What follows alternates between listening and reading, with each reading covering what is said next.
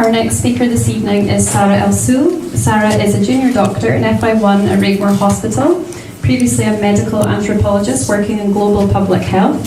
She is originally from Lebanon, and her family have been involved in the struggle for a free Palestine since 1948. She is a founding member of Health Workers for a Free Palestine, an independent group of health workers organising in response to the call from colleagues in Palestine to stand with them in solidarity. Sara will speak about what we can do actively as health workers and concerned citizens. Thank you. So I'm going to talk a little bit about Health Workers for a Free Palestine, not as a PR exercise or anything, but sort of as a way of explaining the way that we frame our advocacy, which is intentionally and unashamedly political. We are affiliated to MedAct, an organisation which the health workers in the room, and maybe non-health workers in the room, might actually be aware of. And many of us coalesced through the MedAct network to form Health Workers for a Free Palestine back in October. And we have, you can go back, yeah, I mean, it doesn't really matter. We have three main demands, which are an immediate ceasefire and an end to the blockade, the imposition of an immediate two-way arms embargo on Israel, and the end of the occupation of Palestine. So, as you can see, we include and foreground a ceasefire because that is currently the most important demand, but we also extend our vision beyond this. This is because we believe in treating root causes as healthcare professionals, and the root cause of violence in Palestine is the internationally supported occupation. I think doctors sometimes have trouble with politics. They tend to shy away from anything political or often get quite intimidated or put off. We're trying to challenge this by not only calling for a ceasefire, but also denouncing the blockades and also denouncing the occupation itself, and by firmly naming the perpetrator, Israel, and its facilitators, the US and the UK, something Western media often has trouble doing. So if we look at this slide, we see this as an essential part of our work precisely because the narrative is so skewed against Palestinians. So this is the New York Times, one of the most well-known, well-recognized publications in the world. And this is how it chose to report on the killing of Shireen Abu Akleh, who is one of the most beloved and well-known journalists in Palestine, and actually throughout the Levant. She was also a familiar face to us in Lebanon. Now, she was assassinated while wearing a press vest and reporting on violence. And the New York Times chose to report her death as dies at 51. Now, this happened way before last October, and it has been happening again and again and again and again for 76 years. And if we move on to the next slide. So actually, this part of the presentation took me ages to put together, and it's because there are so many examples to choose from that I couldn't focus.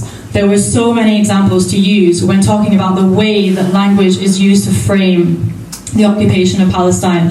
So the current war in Ukraine has, rather unfortunately, given us a very clarifying point of comparison when it comes to media organizations and political figures suddenly finding their voices when talking about violence. So if you look here at the BBC headline, that headline uses the active voice, so baby was killed. It names the perpetrator, which is Russia.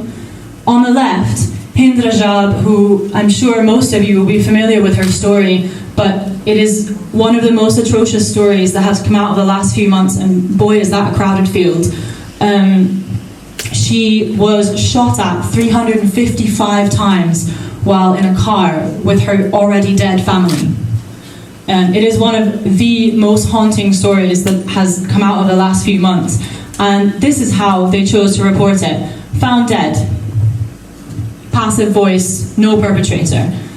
And here on the left, you can also see a politician talking about an attack on a Ukrainian hospital and a politician talking about attacks on Palestinian hospitals. Notice how the way it's framed when it's talking about Palestine is kind of couched in vague humanitarian language. There's not as much condemnation. So all these things are very subtle, but when you start to notice them, you can't stop noticing them. And it really does frame the way we think and talk about Palestine. So this is one of the reasons why at Health Workers for a Free Palestine, we intentionally name the perpetrator. And this evening, I'd really like to invite everyone in this room to really think about this when you are talking or writing about Palestine. I really do think this is one of the most important things you can do, There's a temptation to always go with a humanitarian framing when talking about Palestine, and of course the humanitarian point of view is important, but only talking about this as a humanitarian disaster actually really does a disservice to Palestinians' long struggle against occupation. So when you're writing papers about Palestine, talking to colleagues about Palestine, etc., please be aware of the way you are framing these issues and the language that you are using. And this also applies when you're reading about Palestine. Please be critical, because we know that the media environment that we are in is not neutral. So the other thing I want to talk a little bit about is direct action, which is kind of the other side of what we do at Health Workers for a Free Palestine. I think the term sometimes puts a lot of people off, particularly doctors. Can I just get a quick show of hands? How many people in this room are actually doctors? Okay, quite a lot. In my experience, health workers in general are not always great with direct action, but doctors in particular, you know, I think, for want of a better word, a lot of doctors are sort of squares. And you basically have to be a rule follower to get through medical school, to get through medical training. We jump through endless hoops. We follow the rules, we naturally want to follow the rules, and we want to believe that the rules are just. Unfortunately, this isn't always the case, and challenging an unjust status quo is justified, and I would argue a moral imperative for everyone, but particularly for healthcare workers. I also think there's some confusion sometimes about what the term direct action actually means. Yes, it means physical protest, including both violent and non-violent protests, but it also means peaceful civil disobedience and economic protests such as boycotts. All of those fall under the umbrella of direct action. You may think that direct action has little relevance on your life, but you'd be mistaken. We have direct action to thank for the fact that women can vote. We have direct action to thank for the fact that we have weekends off of work. A lot of the world around us is shaped actually by direct action. We just don't know it. And you can participate in direct action in many different ways, and it can be a really beautiful and powerful thing. So I want to show just a minute of this video, which is from one of the first protests we put together at Health Workers for a Free Palestine. I think talking about direct action only gets you so far. You actually need to see it. So we'll just play a minute or so of this video.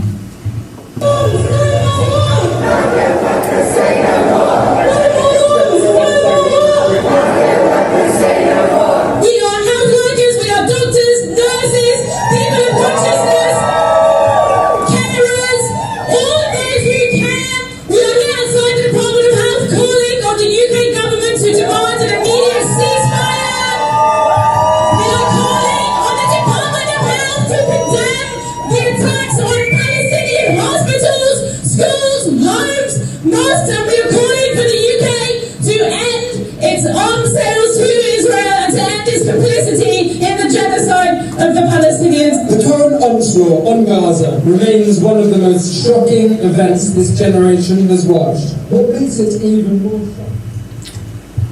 So I won't play the rest of the video just because for time reasons. But I hope that by seeing that you can get a sense of the way that raising our voices as healthcare workers can be really powerful, and it can come together to create something really beautiful. And I'm now going to show you a second video. Brooke's just getting it up from the right minute. This video that we're about to play is from an action where we participated rather than actually organising it ourselves. And the organisers of these events are always very keen to have healthcare workers involved. And so we were involved, and this was an action outside the Department of Business and Trade. Now, this department is where the arms licenses to Israel are signed. So it is an important target. If we're talking about boycotts, if we're talking about sanctions, the Department of Business and Trade is at the epicenter of the arms trade to Israel. And we have been asking for years, not even months, for these arms sales to be stopped. And the idea of this action was, you know, if the bosses and the politicians will not enforce an arms embargo from above, then we will enforce one from below. And so this is... This department is where the licenses that sell arms to Israel take place. We know that genocide couldn't happen without political support, but also military support. And this is where those two things come together. Workers inside this building standing up and saying, not in our name, we don't want to be made to be complicit. A group of people have been out speaking to workers.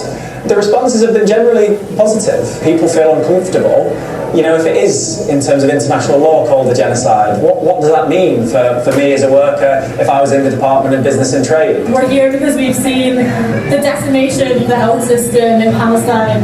We have seen bodies still in scrubs, handcuffed, on earth next to bodies still wearing catheters, also handcuffed.